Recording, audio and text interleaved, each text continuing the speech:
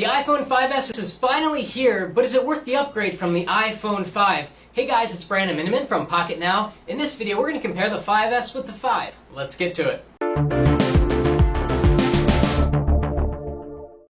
Okay, so we're going to do a bunch of speed tests and really see if there's a difference. But first, let's talk about how these guys look from the front.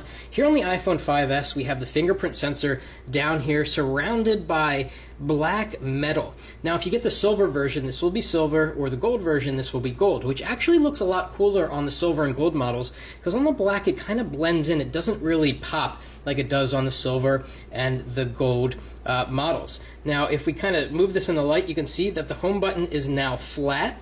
And it really doesn't feel flat because it still dips in a little bit, whereas on the iPhone 5 and every other iOS device, we get that concave home button, which feels nice because you can feel for it very easily, but similarly, you can do the same on the iPhone 5S because you've got a little ridge here. The metal sticks up just a little bit. Besides that, looking at them from the front, you wouldn't be able to tell the difference unless you had color variation. Going over to the side, they are the same, exactly the same.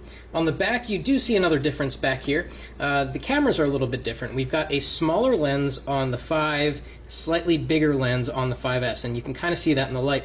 We've also got that dual LED flash. There is an amber flash and a white flash, only a white flash on the iPhone 5. What this will do is take pictures that don't come out really like bright white, and we're going to do a lot of camera tests comparing these in the final review, so you can see if that actually makes a difference, and it really should. Now, we're going to turn on these devices at the same time. Obviously, we're looking for the 5S to be significantly faster than the 5. It's got a 64-bit chip, which really should make a difference. So let's turn them on and see which gets on first. They're set up with the same backup, so they're really running the same apps. Let's check it out. 1, 2, 3, and the iPhone 5S is already off to a faster start, and in iOS 7, the boot animation matches the color of your phone, so black and white. Okay, and the iPhone 5S got to the lock screen faster, significantly faster than the iPhone 5. And there we are. And right now it actually appears as if the brightness on the 5 is higher, so let's just equalize that for the sake of making this a fair video. And I'm just going to turn on full screen brightness. And right away you can tell that there's no difference between the screens. We've got a different wallpaper, sure, on the 5, but if you look at like the Starbucks icon and the calendar icon, they're both the same amount of brightness. So what we want to do now is open up some apps and see if there's a difference with the iPhone 5S. So we were just in settings. Let's do that again. Absolutely no difference there. Go back to the home screen. Let's open the Weather Channel app. A little bit faster on the 5S, definitely faster on the 5S. Let's go into Safari, and we're going to bring up PocketNow.com here at the exact same time. 5S got it done a lot faster, still going on the 5. And this is kind of funny, right, because the 5 is a very fast phone. And let's scroll down the page and see what it looks like, see if we get any sort of checkerboards or anything like that.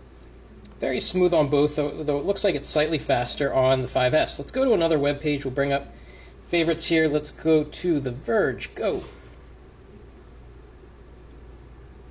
Okay, that was actually faster on the iPhone 5 there. Let's go to another page. Let's go to Engadget Mobile. Oh, missed that, so instead we'll go to Gizmodo. And they're off, and iPhone 5S finished slightly ahead of the 5. Now let's launch the camera app. That's always super important. That always seems to lag a little bit. So 1, 2, 3, go. Exactly the same. That's amazing. But here on the iPhone 5S, we have this new slow-mo function, whereas we don't have that on the iPhone 5 because it takes a little bit more of that processor to get there. Let's do a double tap on the home screen.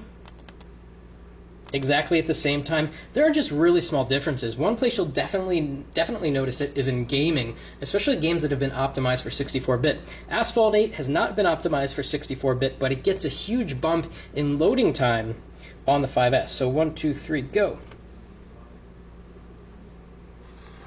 So you can see splash screen happened first on the 5S. So that's a pretty big difference there. I clicked on that one first. And let's load the race And we'll play a little bit of the game and see if we notice a difference. This is the most graphically intense game I can think of for iOS right now. We're a little bit ahead here on the 5S. I'm going to try to play both at the same time. No, I'm not. I'll do one at a time. So here's the 5S. I'm usually pretty terrible at games, but I actually should be pretty good at this one. I play it a little bit too much. So graphics look really fantastic. You get the splatter effects on the screen, and really no choppiness. Let's check out the iPhone 5 here, which is on mute. And similar performance, perhaps. It's really tough to tell. I'd say that they're probably about the same, and that's because it's not optimized for 64-bit. But we do get faster load times on the iPhone 5S, definitely. Now, another thing you get on the 5S that you don't get on the 5 is fingerprint ID, or Touch ID as Apple calls it. So we can back out here and go into General, and you can find the fingerprint passcode stuff down here. We did a separate video on that, and we'll link you to that. But basically, with the iPhone 5S, you can save some seconds by not having to type in a password for iTunes when you're downloading apps, and for when you're getting into your phone from the lock screen, you don't have to put in your password if you have one. It's a time saver if you use a password. Otherwise, it's a little bit of a novelty. Let's load YouTube because, video takes a while to load sometimes, and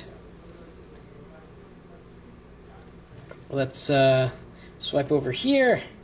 We'll go to Uploads, and we'll play a video and see which queues up faster. So we just did that fingerprint sensor setup video, so tap it at the same time. 1, 2, 3, go. A little bit faster on the 5S.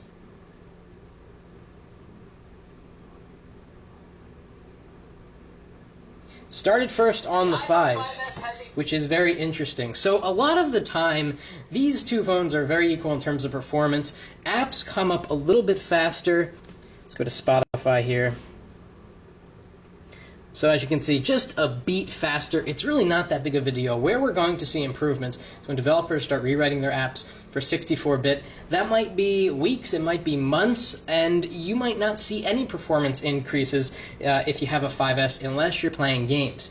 So the summary of this video is that the iPhone 5 is still a very fast phone, and if you're considering upgrading to the 5S, you got to think about the camera, and we're going to have some camera samples in our review. You also have to think about that fingerprint sensor, because the speed difference really isn't tremendous, and so you have to keep that in mind. It might be worth waiting for the 6 if you have a 5 and you're thinking about upgrading. So that's it for this video, a little comparison of the iPhone 5 versus the 5S. Let us know if you have any questions. Drop a comment. Thanks for watching.